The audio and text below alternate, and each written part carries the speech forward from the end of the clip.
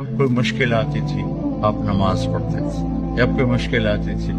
آپ نماز پڑھتے تھے۔ 3 دن گزر گئے، کھانے کو کچھ نہیں ملا،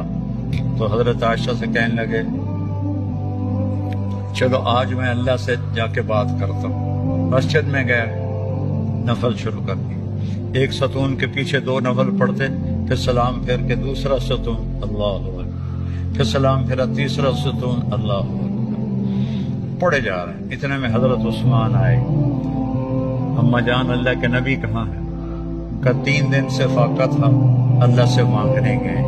2000 قطار رونے لگے، مجھے کیوں نہ کہا، عبد الرحمن بن عوف کو کیوں نہ کہا، ثابت بن قیس کو کیوں نہ کہا، یہ سارے مالدار تھے،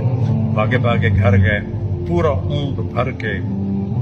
راشن کا لے کر آئے، اور آ کر وہاں